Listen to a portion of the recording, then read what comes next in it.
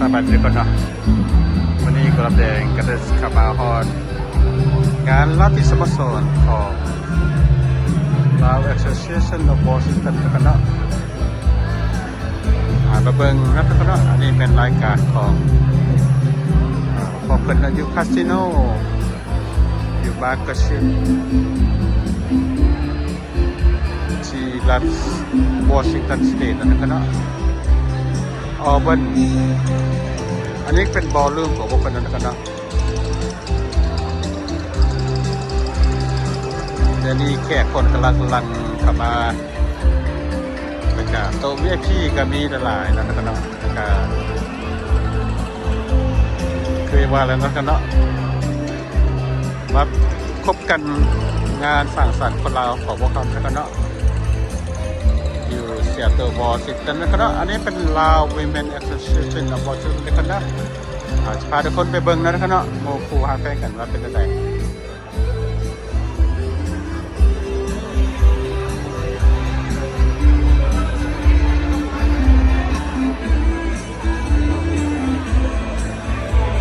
อันนี้คือแม่หนุ่มๆสาวๆมาว่าอันนี้เป็นคนลาวสร้างสรรค์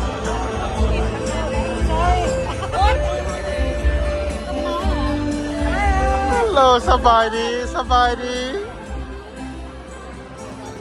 อันนี้ก็เป็นสัตว์คนลาวเขาอยู่อเมริกาด้วยกันเนาะ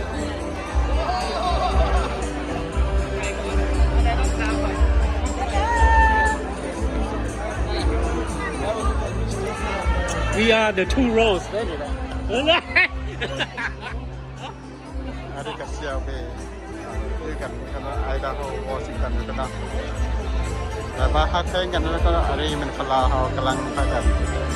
ได้เข้ามาในงานลาติสโมสรอยู่มาร์กซิต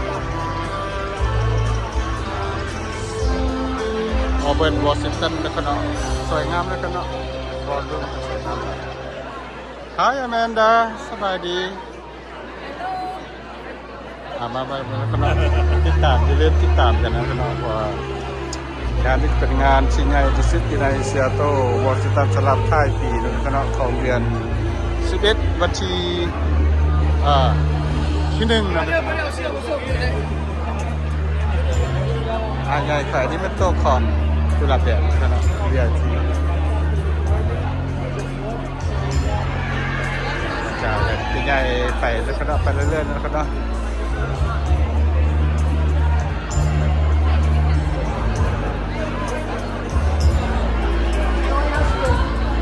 อันใหญ่ก็ไอซ์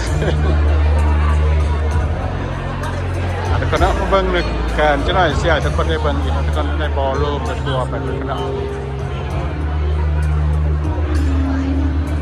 อันนี้เป็นสมาคมลาวนะครับมาเบิ้งสวยงามนะครับสเตจการทำงาน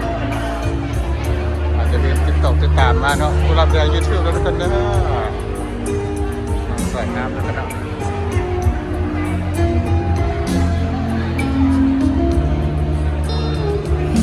มันก็จะมองดู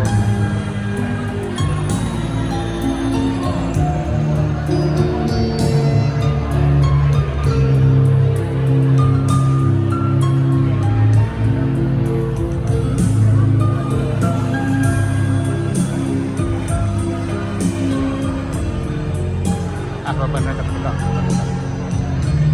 อันนี้จะเป็นที่เป็นปากกาไหลโตแล้วทุกคนเนาะกว้างขวางนี่ก็อาจจะเป็นนักดนตรีนะครับเนาะดนตรีมันก็รับประทานอาหารนี่ทุกคนอันนี้ก็เป็น MC ครับสบายดีสบายดีซาซีสบายดีมื้อนี้เป็นมื้อโศกสันต์วันดีเป็นมื้องาน November 1st นายเนาะเกิดนั่นแหละก็เป็นนักร้องเขาแล้วว่าแขกคือคนเนาะที่มาจากต่างเมืองนะครับเนาะอยู่วอลเลนก็มีอยู่วอชิงตันก็มีด้วยกันเนาะ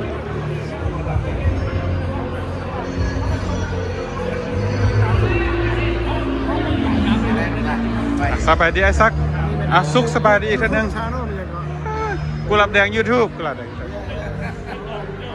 อันน่ะอย่าลืมเนาะ มื้อแรงเขาสิโพสใส่เบิ่งกันกันเด้ออันนี้เป็นอาหารการกินของพวกเพิ่นนั่นกันเนาะมาในบุฟเฟ่ต์นั่นกันเนาะ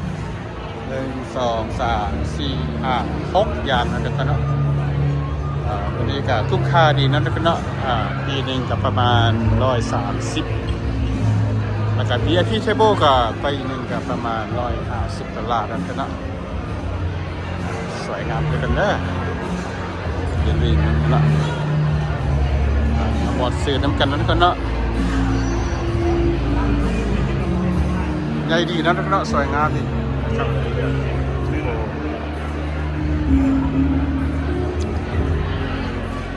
นักร้องของพวกเขานะกันเนาะ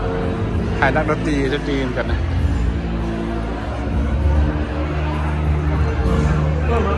สบายดีพี่ดีพอลแลนด์ออริกันสบายดีไอ้ลังสบายดีไอ้ใหญ่เด้ออันนี้สิออก YouTube ให้มาแรงอันนี้ก็เป็นนักร้องนักดนตรีเฮานั่นกันเนาะที่มาจากพอลแลนด์ออริกันนั่นกันเนาะวันนี้เฮาสิมีความม่วนซื่นแน่นอนเพราะว่าตั้งใจงานใหญ่งานดีเนาะขอโทษเนาะขอแนะนำให้นักร้องเฮาแนะนำตัวเองได้บ่เนาะ ไอ้หลังเนาะมาแต่พอลแลนด์ออริกอนเนาะ แม่น ก็สบายดีผู้ทั้งบ้าน สำหรับเดือน11วันที่1นายเนาะวันนี้ก็เปอร์ฟอร์มกันประมาณ3เพลงขึ้นไปนายเนาะไอ้ต่อไปทุทอนสบายดีมีคีย์บอร์ด คิดว่าขอบใจนะทุกคนเนาะมื้อนี้แน่นอนนะทุกคนเนาะมาบ่เสียเที่ยวนะทุกคน2อ้ายเฮาเลยว่าสำหรับพอร์ตแลนด์ออริกอนเนาะสิให้ข้อมูลสิแน่นอนนะทุกคนเนาะสำหรับงานมื้อนี้เนาะงานลาว Association of Washington State นะทุกคนเด้ออยู่ที่ Massachusetts Washington State นะทุกคนเนาะงามหลายเนาะสถานที่สวยงามหลายทุกคนเจอกันไม่ได้เด้อเจ้าหน่อยเด้อขอบใจนะทุกคนเนาะไปอีกทีนึงเนาะไปหาโต๊ะอีกเนาะดิพิเศษโต๊ะนี่ว้าวสบายดีHappy November 1st อันนี้ก็เป็นโต๊ะ VIP กันเนาะเสี่ยวคงกับภรรยาลูน่าสบายดีละสบายดีกันได้กระมวลซื้อนะเชียวนะเขาก็อายตัวดังอยู่คนตัวน้อยไปกินซอสน้ำกันแล้วเดี๋ยวเขาจะดูสั่นเก้าฟัน6กับฟัน5อย่าลืมเลยโอเคค่อยกันแล้วก็อาจจะพาไปก่อนไปงานไปเลยไปกันเนาะสำหรับวิดีโอนี้กระเด็นกระสีผมบอกกับใจน้ำจะพาเราAssociation of Washingtonทุกคนนะที่ได้มีโอกาสไปจัดงานขึ้นและสำหรับวันนี้จะมีงานดีหลายนะทุกคนเนาะเป็นเดือน11วันที่1ปี2025ก็เป็นงานอีเวนต์ใหญ่ที่สุดสำหรับกันนะทุกคนเนาะwrap up the year of 2025นะทุกคนเนาะหวังว่าทุกคนคงให้ความสนใจอย่าลืมติดตามมันนะครับเนาะทุกคนมีแต่ความยิ้มแย้มแจ่มใสนะทุกคนเนาะwe post this here let's go drink โอเคนะครับสำหรับคลิปนี้กุหลาบแดงที่ขอจบไปเท่านี้นะครับเนาะโอกาสหน้าเอาจะได้เจอกันใหม่ทุกคนเด้ออันนี้คือวิธีของพวกคนนะครับเนาะมาวิ่งในการฟูลแบนเท่านี้มาจากรัฐวอชิงตันบ่แม่นรัฐวอชิงตันนะครับเนาะออริกอนสเตทนะครับเนาะ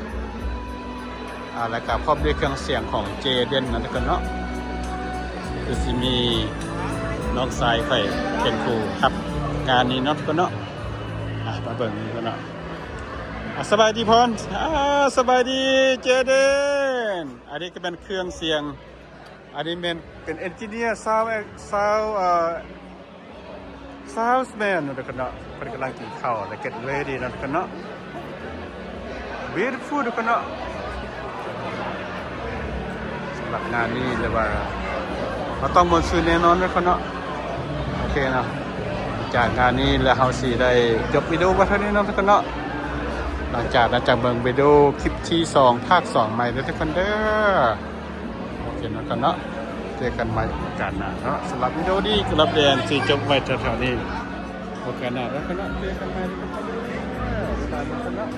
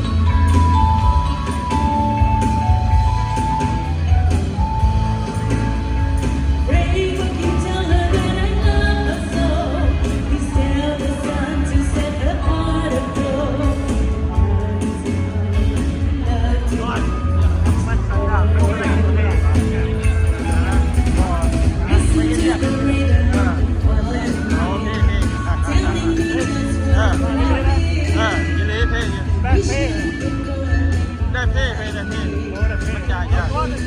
กับตัวเจอ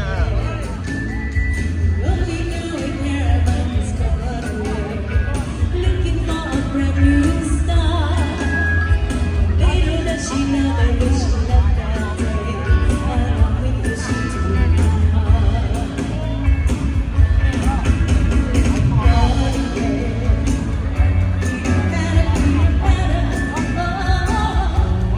Listen to the falling rain. It don't matter, it don't matter. Oh, the falling rain.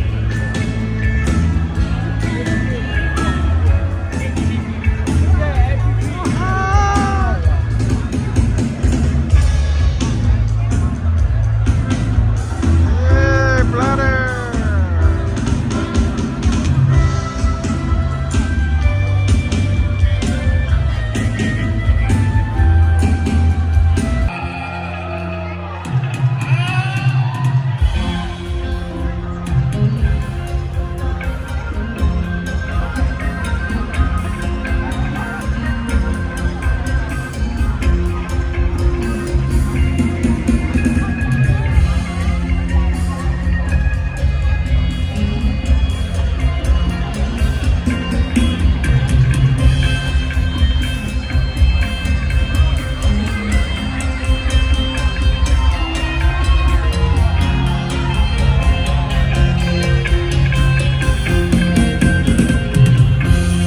โอ้ยนอนนานออกนานขอหอมแก้มจะสองแต่สองสิบห้าได้อยู่บ่ขอหอมแก้มจะสองและสองสิบห้าได้อยู่บ่ชาวไรน้องห้ามปากว่าได้สิบหล่อน้องแต่งงานก็ต้องยานเรื่องเงินเนื้อสาวก็ต้องยานเรื่องเงินเนื้อสาวขอจะสองและสองนั้นมันก่อนแก่แค่เป็นเจ้าผู้สาวแก้มเบิ่นแค่เป็นเจ้าผู้สาวแก้มเบิ่นเมื่อเอิญในบ่อสายตาออกภาษาเจ้าอยู่บ้านเกียรติทินด้านใดเจ้าอยู่บ้านเกียรติทินด้านใดแก้วคือเขาคือนวลปากไหนได้น้องใจใส่ห้องจะเป็นบัวกับกายใจใส่ห้องจะเป็นบัวกับกายขั้นคุณลายได้เป็นตัวหลอกที่ออกจากทุกคืนคืนแต่เศร้าอาจสิบ้างออกมาจากอาจจำได้อาจสิทางเจ้าบ่แม่นหัวเดาเดือลาบ่แม่นหัวเดาเดือลามึงบอกกูนะว่าแก้มน้องบ่ดีแก้มน้องเขาเกินแก้มปีดีแก้มน้องเขาเกินแก้มปีดีแก้มแบบนี้จะมาเงินหนวดคำแก้มแบบนี้จะมาเงินหมัดคำแต่มีงานต้องหาเงินเก่งแต่มีงานต้องหาเงินเก่งแก้มจะเบ่งเป็นห้องเอาการหนักไอ้สิสู้บ่เศร้าการหนักไอ้สิสู้บ่เศร้าก็เด็กกับเจ้าไอ้สิสู้บ่ท้อใจลอยใจซับคงแก่ใจลอยใจเศร้าคงแก่ได้แต่แน่แล้วมันได้ได้ไอ้แก้มหัวบ่อยหัวนอกกายแก้มหัวบ่อยหัวนอกกายแก้มไส้หัวไปหาเงินเขาจะเงินแก้มหาเงินคือบางเขาจะเงินแก้มหาเงินคือบางที่จะได้น้องลาขอน้องแต่งงานการหอมแก้มไผ่มาบ่สำคัญการหอมแก้มไผ่มาบ่สำคัญหอมแล้วไปกันงานเห็นแต่มีเงินใส่เงินแต่นี้ต้องเงินใส่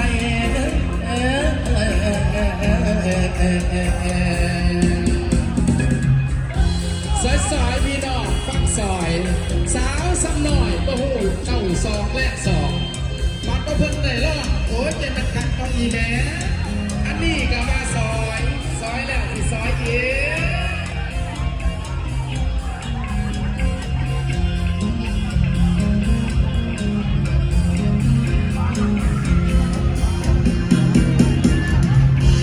บอกแม่นมอดาวเดือลาบอกแม่นมอดาวเดือดาบอกก็นะว่าแก้มน้องพอดีแก้มน้องพระเอิญแก้มดีดี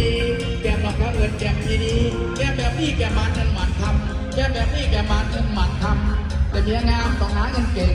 แต่เมียงามต้องหาเงินเก่งแก้มจะวิ่งสิหอมเอาการหนักไอ้สิสู้บ่เศร้าการหนักไอ้สิสู้บ่เศร้าก็เด่นกับเจ้าไอ้สิสู้บ่ท้อ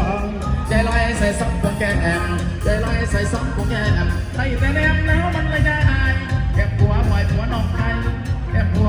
นอกไทยแก้มยังใส่หัวไปหาเงินเขาจะเงินแก้มหาเงินคือบาเขาจะเงินในต่างเงินคือบาที่เหนียวได้น้องลาขอออกแต่งงานการหอมแก้มไผ่มาบ่สำคัญการหอมแก้มไผ่มาบ่สำคัญหอมเงินไผ่เหตุการณ์เหตุแต่มีเงินใส่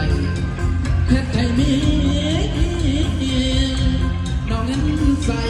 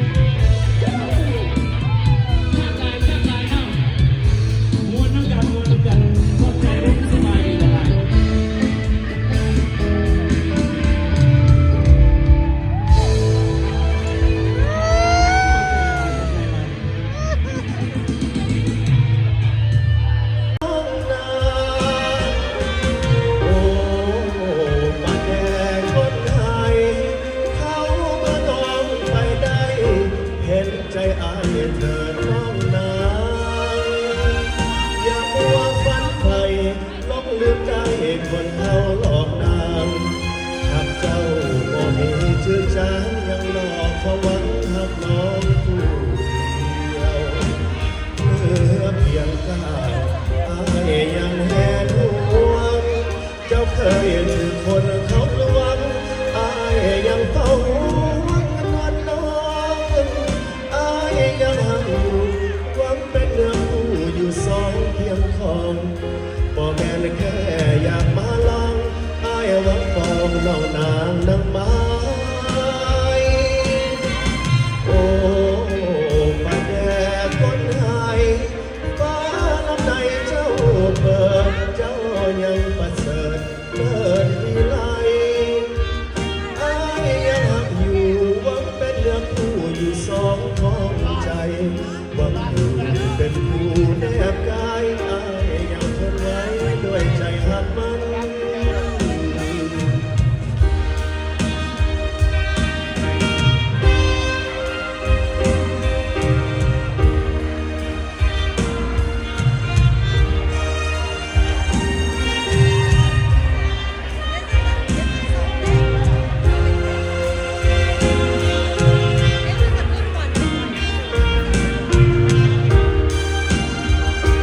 เหลือเพียงกายอายยังแหนห่วงเจ้าเคยถือคนเขาลวง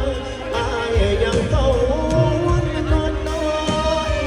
อายยังหอบอยู่หวังเป็นเนื้อคู่อยู่สองเคียงของบ่แม่เลยแค่อยากมาลองอายหวังปองน้องนางดอกไม้โอ้ปัดแดดคนหายฟ้า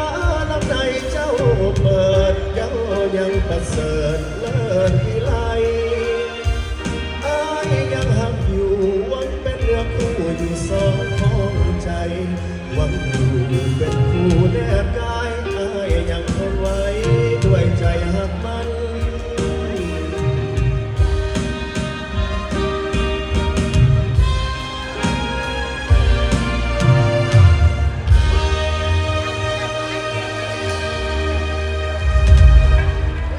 Everybody say hello. Look at all my team. Yeah, welcome to Gulab Dang party. Come on, come on. มีข้าวเหนียวก็มี โอ้มีเบิร์ดแล้วไม่มีเบิร์ดมาแล้วมาแล้วมา เจ้า ค บ ร อบ ง แล้ว เจ้าบองข้าวเหนียวเจ้าบอง เอาเซินขับไปครับแล้วมาแล้วพวกขับไปนี่เสียขับไปนี่แม่มาขับไปนี่ก่อนโอเคชิลงมาเลยทุกคนมาแล้วเซียวบี ขึ้นไปก้อนโหลดแล้วที่โทษ